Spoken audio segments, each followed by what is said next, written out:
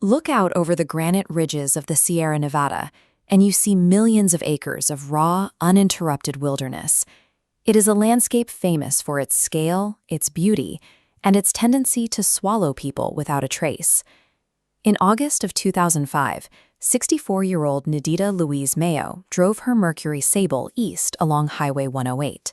She parked at Donnell Vista, a scenic overlook perched on the edge of a massive granite canyon just outside Yosemite National Park. She was supposed to meet her family later that day, but she never arrived. When searchers found her car, it looked like she had just stepped away for a moment. The doors were unlocked.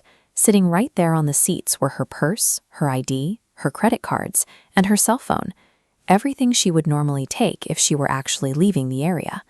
The only thing missing was her camera. The immediate assumption was that she walked to the edge for a photo, slipped, and fell into the Stanislaus River Canyon. Authorities brought in dog teams to sweep the perimeter. Climbers rappelled over the steep drops. Helicopters scanned the surrounding rock fields, the dense brush, and the river far below. Usually, a fall down a sheer rock face leaves a trail.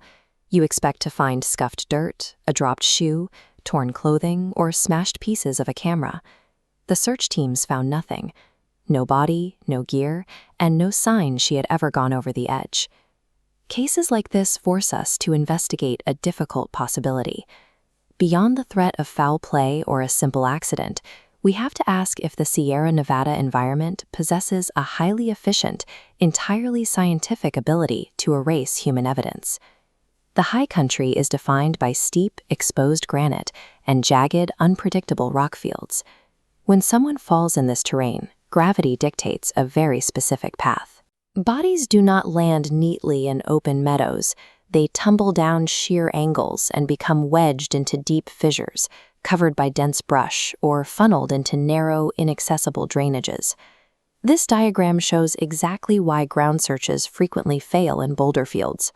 A search and rescue team can walk a tight grid, but the massive rocks create constant visual blind spots. A missing person can be lying just 10 feet away from a searcher's path and remain completely invisible from ground level. Zooming in on a cross-section of these fissures, we see another layer of concealment. The harsh, contrasting shadows filling the gaps between the granite slabs act as natural camouflage. The visual noise of the rock perfectly absorbs the colors and shapes of human clothing or backpacks. Even from the air, helicopters aren't a foolproof solution. The sightline from a chopper looking down breaks apart against the angles of the canopy and the steep rock walls. It cannot penetrate the narrowest cracks where gravity has pulled an object. In this specific geology, gravity acts as an active accomplice to the landscape. It causes the initial fall, then pulls the victim into the specific geological pockets designed to hide them from every angle of detection. Beyond the granite slopes, the Sierra Nevada is dotted with deep, high-elevation reservoirs and lakes fed directly by freezing snowmelt. This chart tracks what happens biologically the moment a person hits that water. These year-round freezing temperatures trigger cold shock. Within seconds of submersion, motor function crashes. Hitting sub-freezing water forces an involuntary gasp reflex, often causing a victim to inhale water immediately.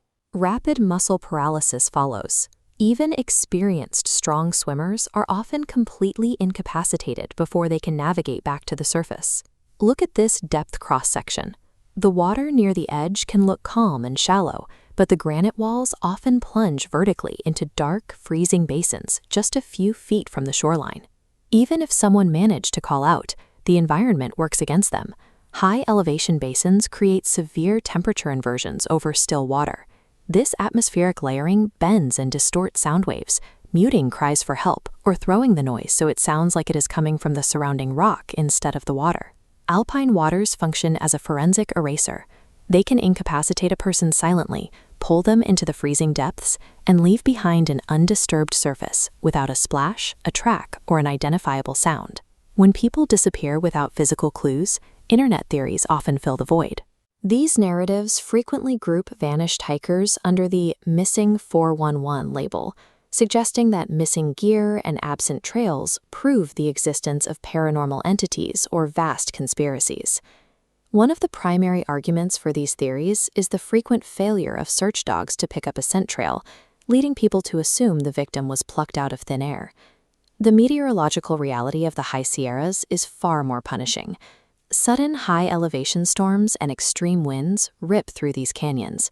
Within hours, snow, rain, and sheer wind velocity will scrub physical tracks from the rock and entirely dissipate delicate scent molecules.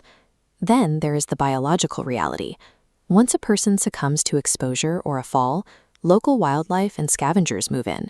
Under the cover of broken granite and thick brush, animals will systematically scatter bones, fabric, and gear with shocking speed.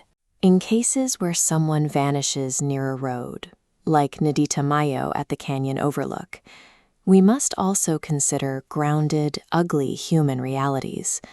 A panicked driver clipping a pedestrian and moving the victim to avoid a hit-and-run charge easily explains a car left frozen in time and a lack of clues at the cliff edge. We don't need to invent monsters to explain the empty spaces. When you combine aggressive weather systems that erase scents with local fauna that scatter remains, the environment perfectly accounts for the total void of evidence. Decades after she parked her car at Donald Vista, Nadita Mayo remains a missing person. No camera has ever been recovered, no remains have been found. Her family is left entirely without closure. It is difficult to accept that a person can just cease to exist. But stand beneath the millions of tons of granite that make up Yosemite, and you understand that this ancient force does not yield to human expectations. The unyielding rules of physics, biology, and geography dominate this landscape, creating dangers far more tangible and efficient than any campfire legend. We build guardrails and viewing platforms to convince ourselves we have tamed the wild.